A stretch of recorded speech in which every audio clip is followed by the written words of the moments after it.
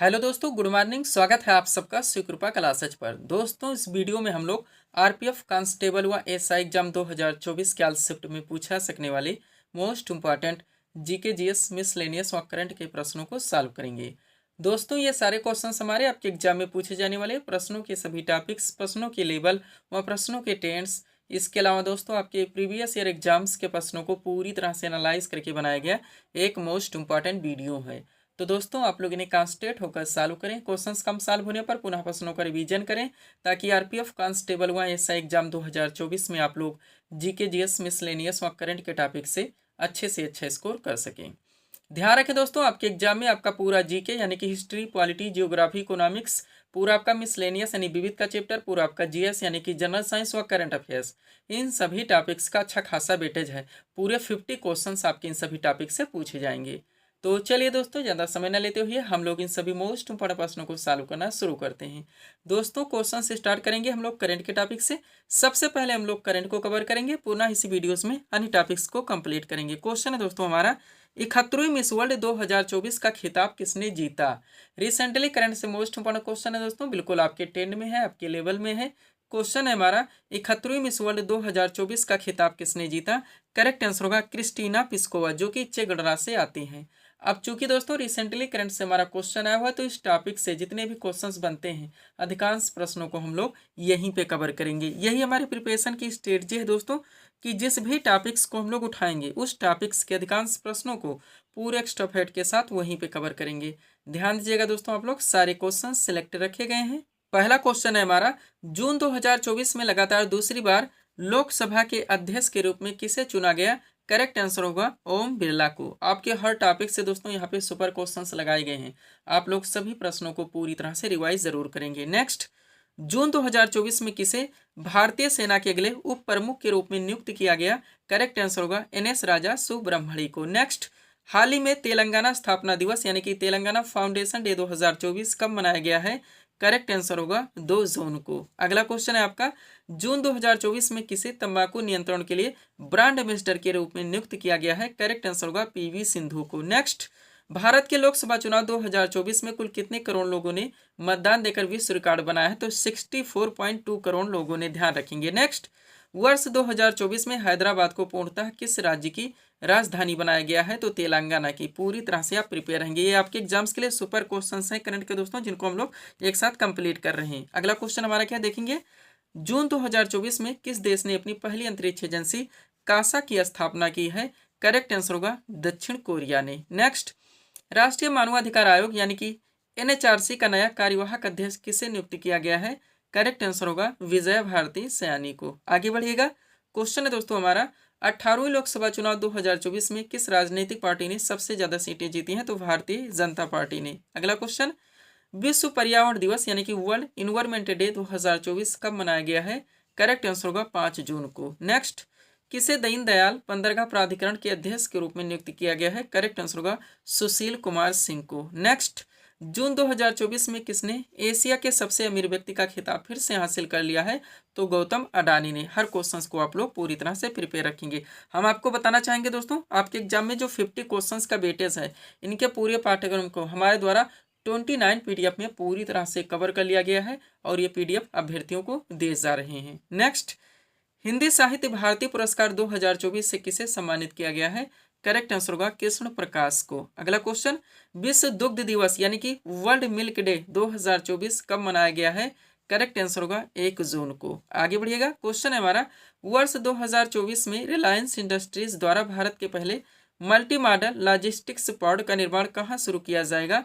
तो चेन्नई तमिलनाडु में। नेक्स्ट, विश्व तंबाकू निषेध दिवस 2024 कब मनाया गया है? 31 मई को। अगला क्वेश्चन, जून 2024 में किसे राज्यसभा में सदन का नया नेता नियुक्त किया गया है? तो जेपी नड्डा को। और अंतरराष्ट्रीय नाविक दिवस 2024 हाल ही में कब मनाया गया? 25 जून को। ध्यान रखेंगे। थोड़े क्वेश्चन और कनेक्ट किए रह गए, पुनः दोस्तों हम लोग अगले टॉपिक्स को कंप्लीट करेंगे। नेक्स्ट क्वेश्चन है हमारा, फ्रेंच ओपन 2024 में पुरुष एकल का खिताब किसने जीता? करेक्ट आंसर होगा कार्लोस अल्कारेस ने। अगला क्वेश्चन, विश्व खाद्य सुरक्षा दिवस यानी कि वर्ल्ड फूड सेफ्टी डे 2024 कब मनाया गया? करेक्ट आंसर होगा 7 जून को। और जून 2024 में एप्पल को पछाड़कर दुनिया की दूसरी सबसे मूल्यवान कंपनी कौन सी बन गई है? तो इनविडा है।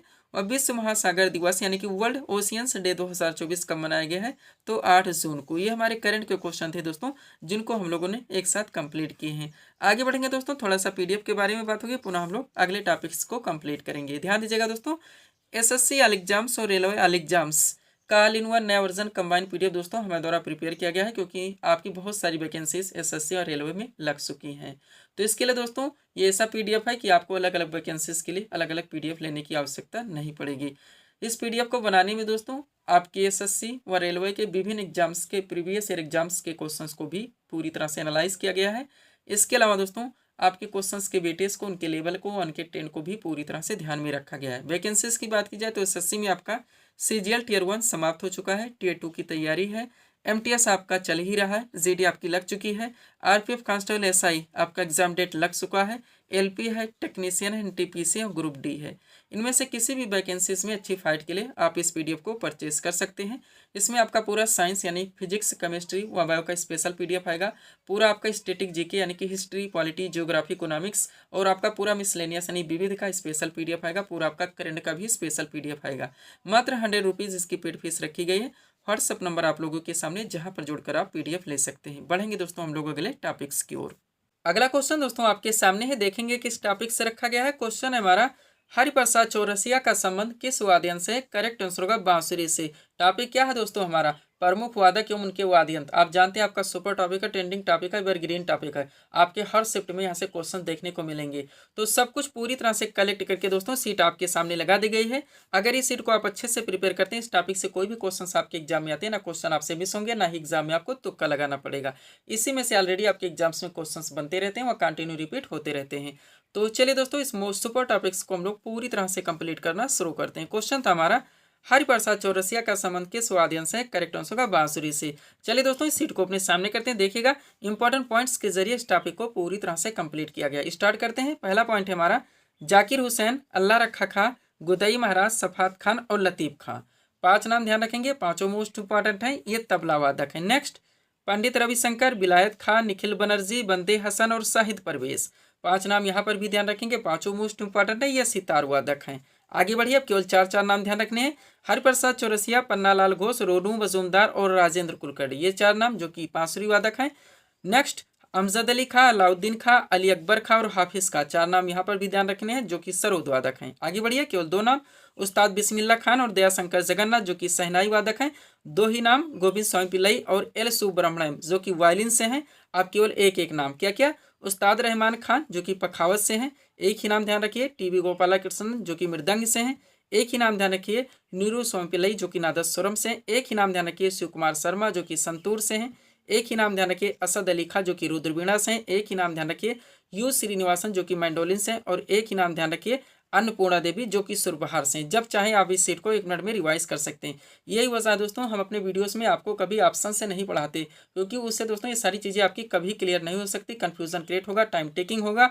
आपका सरोद का बांसुरी में जाएगा, सितार का आपका शहनाई में चलाएगा। एक बात ऑलरेडी कहना चाहेंगे दोस्तों, जितने लोग पीडीएफ ले चुके हैं, ले रहे हैं, आप दोस्तों पीडीएफ का प्रिंट जरूर निकलवाइए। इससे एक अच्छी खासी सीट बन जाएगी। आप आराम से दोस्तों स्टडी कर सकते हैं, वह अंडरलाइन लगा के रिवाइज कर सकते हैं। और अगर आप इतना कर लेते हैं, कम से कम समय में बिना इधर उधर भटके आप लोगों की प्रिपरेशन अच्छे खासे ढंग से क्लियर हो जाती है। पीडीएफ के बारे में ऑलरेडी हम आपको सब कुछ बता ही चुके हैं। एसएससी ऑल एग्जाम्स और railway all exams all in one नया वर्जन कंबाइन हमारा रेडी है। इसके अलावा दोस्तों बिहार एसएससी जो 10+2 की वैकेंसी थी, जिसका एग्जाम अभी नहीं हो पाया है, हालांकि वैकेंसी 2023 में ही आ गई थी, तो इसका दोस्तों नया वर्जन पीडीएफ फिर से हमारे द्वारा कंप्लीट किया गया है। वह यूपी SSC जुड़े विभिन्न एग्जाम्स के जीके जीएस व यूपी स्पेशल में स्टैटिक व करंट के पीडीएफ भी हमारे द्वारा प्रिपेयर किए गए हैं। बढ़ेंगे दोस्तों हम लोग अगले टॉपिक्स की ओर। अगला क्वेश्चन दोस्तों हमारे सामने है, देखेंगे किस टॉपिक से रखा गया है। क्वेश्चन है हमारा, दिल्ली सल्तनत का शासनकाल कब से कब तक था? करेक्ट आंसर होगा 1206 से लेकर 1526 ईस्वी तक। टॉपिक क्या दोस्तों हमारा? दिल्ली सल्तनत। मिडुअल हिस्ट्री का बहुत बड़ा पार्ट, बहुत सारे क्वेश्चंस, बहुत सारे फैक्ट दोस्तों यहाँ से बनते हैं, जो कि आपके एग्जाम में कंटिन्यू पूछे जाते हैं। तो सब कुछ पूरी तरह से कलेक्ट करके सीट आपके सामने लगा दी गई। अगर इस सीट को अच्छे से प्रिपेयर करते हैं दोस्तों, तो आपको अपने एग्जाम्स के लिए बहुत सारे क्वेश्चन एक साथ क्लियर रहेंगे। तो चलिए दोस्तों इस मोस्ट इंपॉर्टेंट टॉपिक्स को हम लोग पूरी तरह से कंप्लीट करना शुरू करते हैं। क्वेश्चन था हमारा, दिल्ली सल्तनत का शासनकाल कब से कब तक था?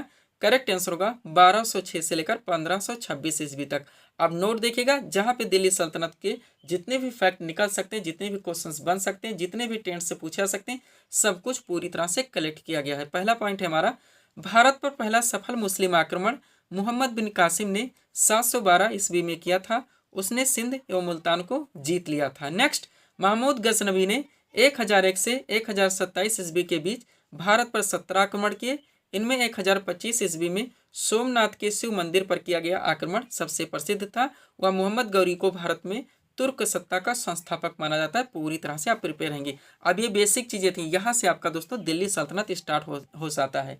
आपके हॉट टॉपिक्स जहाँ जहाँ से आपके एग्जाम्स में क्वेश्चंस बने, सब कुछ आपके पीडीएफ में पूरी तरह से A to Z प्रिपेयर कर दिया गया है। देखिएगा दोस्तों, यहाँ से पहला पॉइंट है हमारा, दिल्ली सल्तनत के सिंहासन पर कुल 5 राजवंशों ने शासन किया था। इन राजवंशों का शासनकाल क्रम से इस प्रकार है। सबसे पहले दोस्तों इस पर गुलाम वंश है, जिन्होंने शासन किया 1206 से लेकर 1290 ईस्वी तक। दूसरा खिलजी वंश है, जिन्होंने शासन किया 1290 से 1320 ईस्वी तक। उसके बाद में तुगलक वंश है, जिन्होंने शासन किया 1320 से 1414 ईस्वी तक। चौथा इस पर सैयद वंश आया, जिन्होंने शासन किया 1414 से लेकर 1451 तक। और पांचवा इसमें दोस्तों लोधी वंश है, जिन्होंने शासन किया 1451 से लेकर 1526 ईस्वी तक। हर ट्रेंड से जैसे हम क्वेश्चन दे रहे हैं दोस्तों, आप प्रिपेयर रहेगा। इन सभी ट्रेंड से आपके एग्जाम में दोस्तों कोड के माध्यम से भी क्वेश्चंस आपके एग्जाम में पूरी तरह से पूछे जाते हैं। अब इनके बीच में जितने भी क्वेश्चंस बनते हैं वो लाइनर के माध्यम से आप लोग पूरी तरह से कंप्लीट कीजिएगा।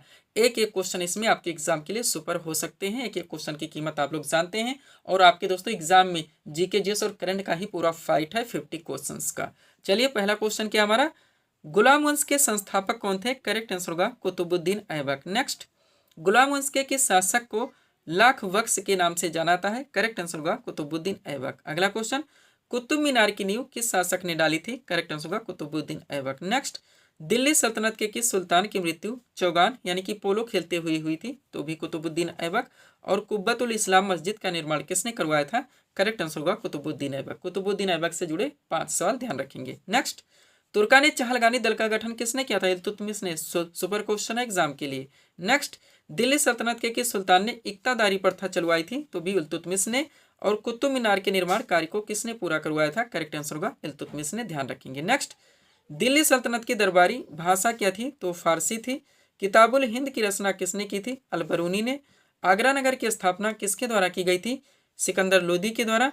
और भारत की प्रथम महिला मुस्लिम शासिका कौन थी? तो रजिया सुल्तान थी। और रजिया सुल्तान ने कब से कब तक शासन किया था? तो 1236 से लेकर 1240 ईस्वी तक। नेक्स्ट, लौह एवं रक्त की नीति किसने अपनाई थी? बलबन ने। दीवाने अर्ज की स्थापना किसने की थी? करेक्ट आंसर होगा बलबन ने। ध्यान रखेंगे आप लोग। आगे बढ़ते हैं।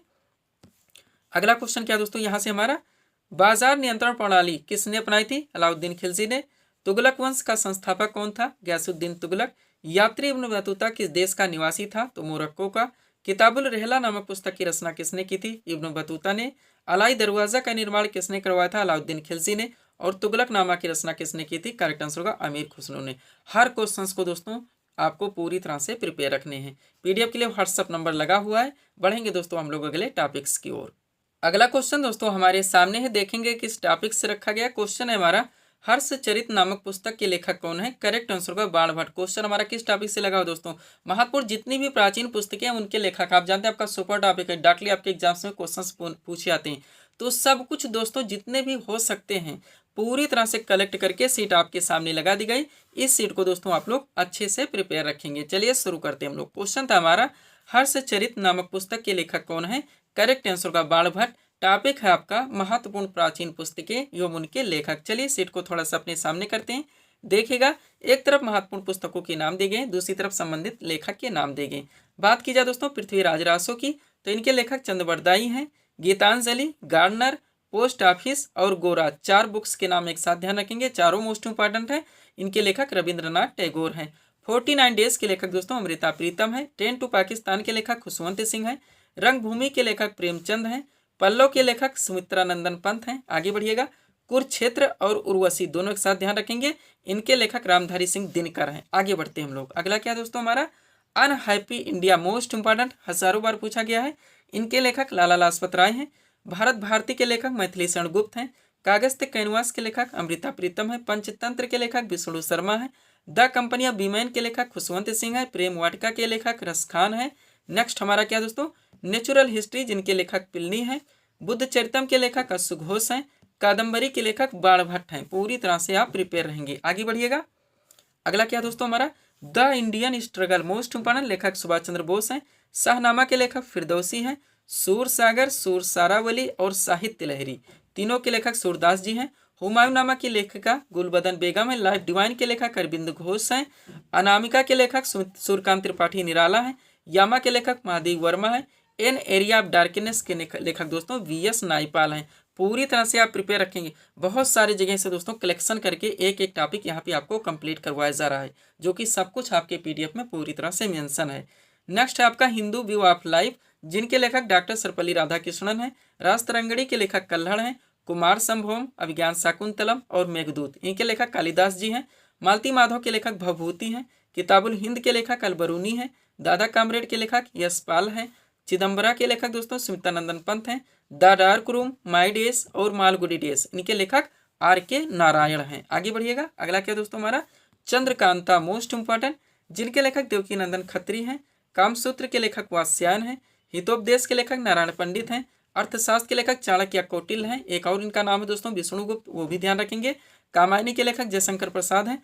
अष्टाध्यायी के लेखक पाणिनि है। इंडिका के लेखक दोस्तों मेगास्थनीस हैं। कौन है, मेगास्थनीस हैं। आगे बढ़िएगा।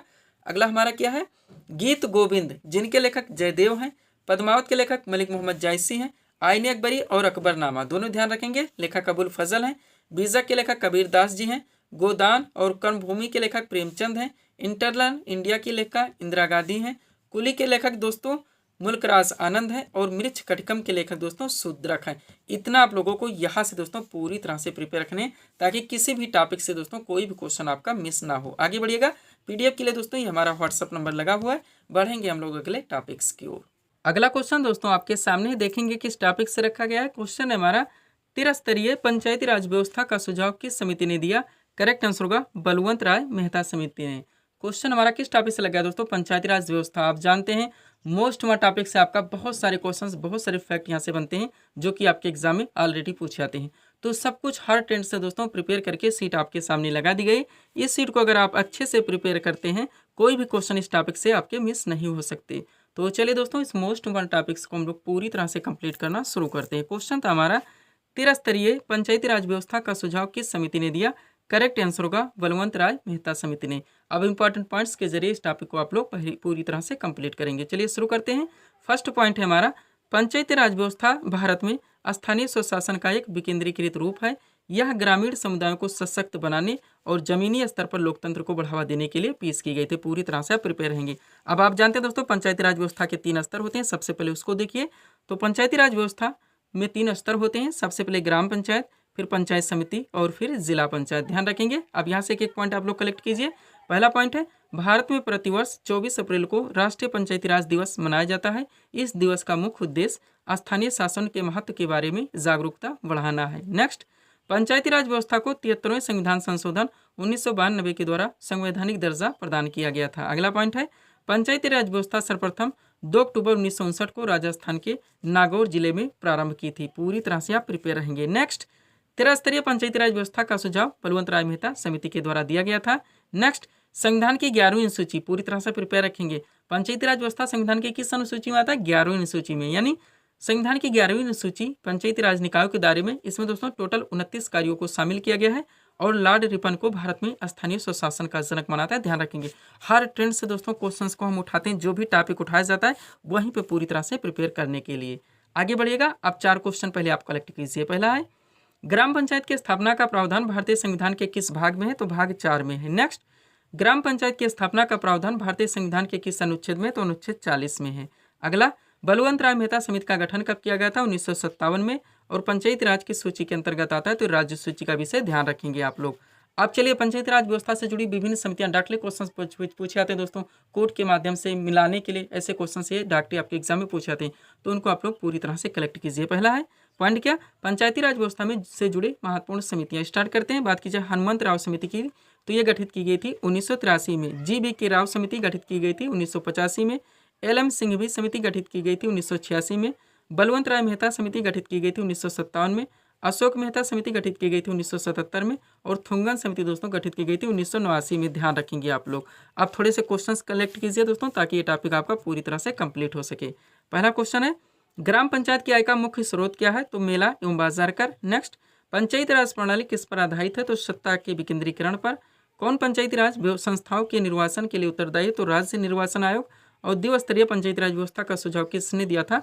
तो अशोक मेहता समिति ने दिया था। ध्यान रखेंगे आप लोग। पीडीएफ के लिए हमारा व्हाट्सअप नंबर लगा हुआ। बढ़ेंगे दोस्तों हम लोग अगले टॉपिक्स की ओर। अगला क्वेश्चन दोस्तों हमारे सामने देखेंगे किस टॉपिक से रखा गया। क्वेश्चन है हमारा, पृथ्वी अपने अक्ष पर किस ओर घूमती है? करेक्ट आंसर होगा पश्चिम से पूर्व की ओर। क्वेश्चन किस टॉपिक से आया दोस्तों? ज्योग्राफी से लगा हुआ, विश्व का भूगोल, क्योंकि पृथ्वी के परिक्रमण से क्वेश्चन पूछा गया दोस्तों, परिभ्रमण से पूछा गया है।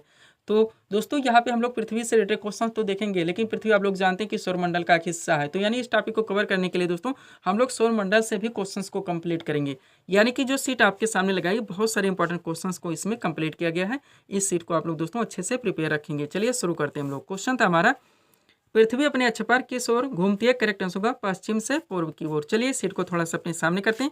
देखिएगा इंपॉर्टेंट पॉइंट्स के जरिए बहुत सारे क्वेश्चंस कलेक्ट किए गए हैं। पहला पॉइंट है, पृथ्वी सौरमंडल का एकमात्र ग्रह है जिस पर जीवन है। नेक्स्ट, पृथ्वी सूर्य से दूरी के अनुसार तीसरा ग्रह है। ध्यान रखेंगे। और पृथ्वी हमारे सौरमंडल का 5वां सबसे बड़ा ग्रह है। दोनों पर फैक्ट पूरी तरह से प्रिपेयर रखेंगे। नेक्स्ट, पृथ्वी को नीला ग्रह इसलिए कहा था क्योंकि पृथ्वी के अधिकांश हिस्से पर जल का विस्तार है। पृथ्वी के सतह का 71% हिस्सा पानी से ढका हुआ है।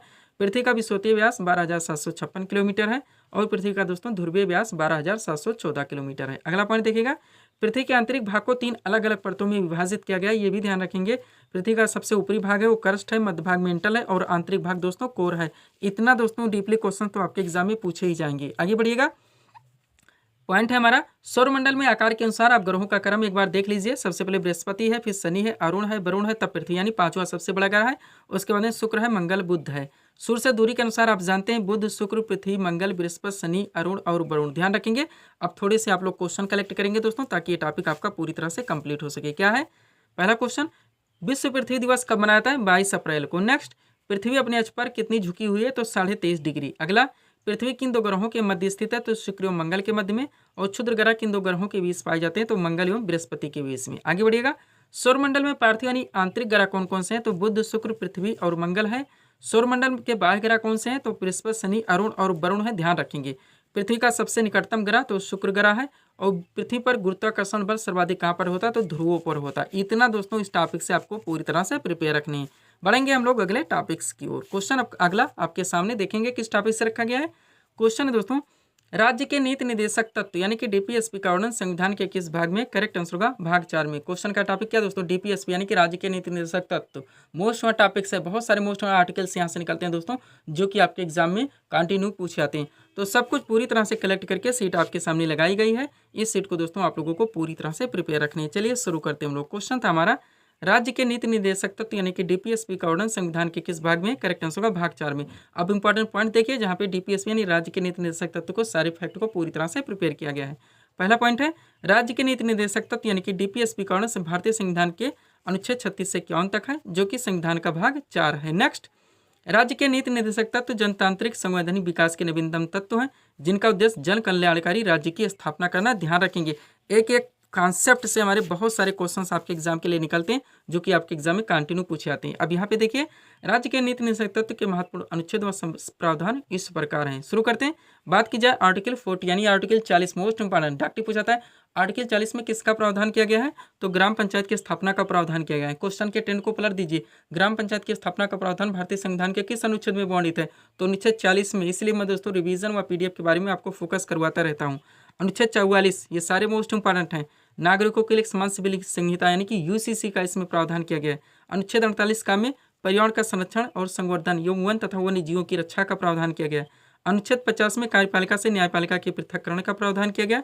और अनुच्छेद 51 में दोस्तों अंतर्राष्ट्रीय शांति एवं सुरक्षा की वृद्धि का प्रावधान किया गया। ध्यान रखेंगे, नोट देखिए थोड़ा सा, ताकि आपका टॉपिक कंप्लीट हो सके। दोस्तों, भारतीय संविधान में वर्णित नीति निर्देशक तत्वों की प्रेरणा आयरलैंड के संविधान से ली गई। ये भी आप लोग पूरी तरह से ध्यान रखेंगे। पढ़ेंगे दोस्तों हम लोग अगले टॉपिक्स की ओर।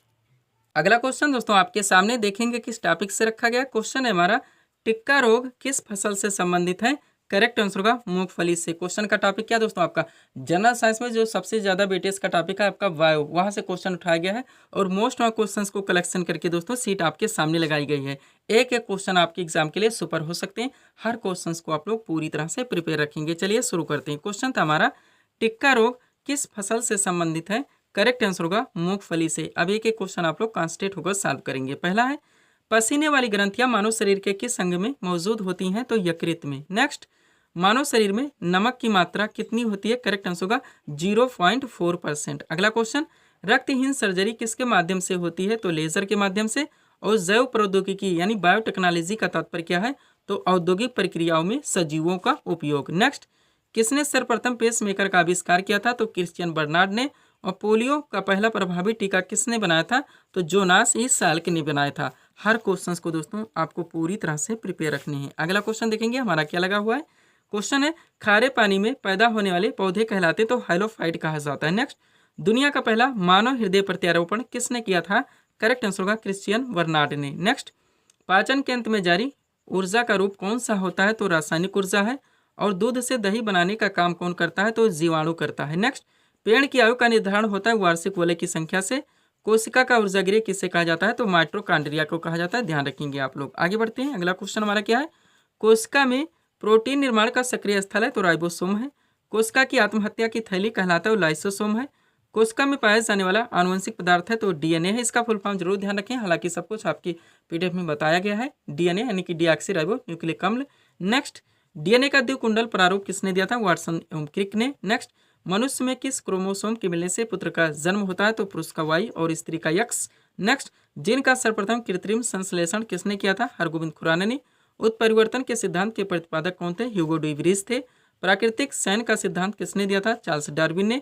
डीएनए का प्रमुख कार्य क्या है? तो आनुवंशिक क्रियाओं का संचालन करना। होमोफीलिया रोग से ग्रसित व्यक्ति में डैश डैश कर दिया गया, क्या होता है? खून का बहना बंद नहीं होता है। डाल्फिन किस वर्ग का उदाहरण है? तो स्तनधारी। और रक्त किस प्रकार का ऊतक है? तो रक्त एक तरल संयोजी ऊतक है। आप शुरू से ही पढ़ते चले आए होंगे। आगे बढ़िएगा। क्या क्वेश्चन, आलू में मोज़ेक रोग यानी कि मोज़ेक डिसीज का कारक तत्व है तो विषाणु है। वृक्ष की छालों पर उगने वाले कवक कहलाते हैं तो कार्टिकोल्स। गोबर पर उगने वाले कवक कहलाते हैं कोप्रोफिलस। लाइकेन सूचक होते हैं वायु प्रदूषण के। खाद्य ऊर्जा को हम किस इकाई में माप सकते हैं? कैलोरी में। दूरबीन का आविष्कार किसने किया था? गैलीलियो ने। मानव शरीर में पाचन क्रिया कहाँ से प्रारंभ होती है? मुख से। पेसमेकर का संबंध किससे? हृदय से। पेसमेकर का कार्य क्या? दिल की धड़कन प्रारंभ करना। रक्त का शुद्धिकरण कहाँ पर होता है? किडनी में होता है। आगे बढ़ेंगे। मानव शरीर में खून के शुद्धिकरण की प्रक्रिया को क्या कहते हैं? डायलिसिस। पाचन क्रिया में प्रोटीन किस पदार्थ में बदल जाते हैं? अमीनो अम्ल में। और पित्त किसके द्वारा पैदा किया था? तो यकृत के द्वारा। हजारों बार पूछा गया है। आगे बढ़िएगा। अगला क्वेश्चन आपका क्या है, शरीर में हीमोग्लोबिन का कार्य क्या है? ऑक्सीजन का परिवहन करना।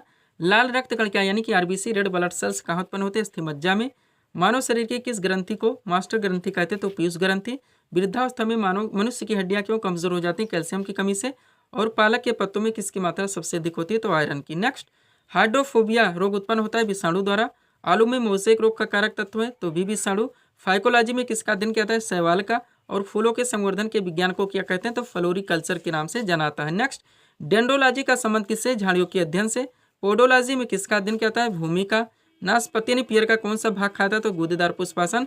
किस पौधे में बीज होता है लेकिन फल नहीं? तो साइकस है। और मानव के शरीर की सबसे बड़ी और मजबूत हड्डी कौन सी है? तो फीमर है, यानी कि जांग की हड्डी। स्टार्ट से आप लोग पढ़ते चले आए होंगे। आगे बढ़िएगा। क्वेश्चन आपका क्या है, प्रकाश संश्लेषण के लिए आवश्यक गैस कौन सी है? तो कार्बन डाइऑक्साइड है। सूर्य के प्रकाश से कौन सा विटामिन प्राप्त होता है? तो विटामिन डी है। अदरक का कौन सा हिस्सा खाता है? तो तना है। नेक्स्ट, दौड़ लगाते समय मनुष्य के रक्तचाप पर क्या प्रभाव पड़ता है? तो रक्तचाप बढ़ जाता है। संपूर्ण जेनेटिक कोड का पता किसने लगाया? हरगोविंद खुराना ने। डीएनए का डबल हेलिक्स मॉडल किसने दिया था? वाटसन ने। तारपीन का तेल प्राप्त किया था चीड़ से। और टिक्का रोग किस फसल से संबंधित है? तो मूंगफली से। नेक्स्ट, धान में खैरा रोग किसके कारण होता है? तो जस्ता की कमी के कारण। और लास्ट क्वेश्चन हमारा, लार किसके पाचन में सहायक होती है? तो स्टार्च की। इतना आप लोग यहाँ से प्रिपेयर रखेंगे। अब दोस्तों यहीं पे इस वीडियो को हम विराम देना चाहेंगे। हालांकि एक साइंस का टॉपिक, एक जीके का टॉपिक और ऐड करना चाहते थे, लेकिन वीडियो थोड़ा सा लंबा खिंच रहा है। तो दोस्तों इसी तरह के वीडियोस के लिए आप हमारे स्टडी चैनल शिव कृपा क्लासेस से जुड़े चैनल को सब्सक्राइब करें, ताकि हमारे द्वारा दी जाने वाली सभी वीडियोस आप क्रम से सबसे पहले देख सकें। तो मिलते हैं दोस्तों नेक्स्ट वीडियोस में। Thanks for watching.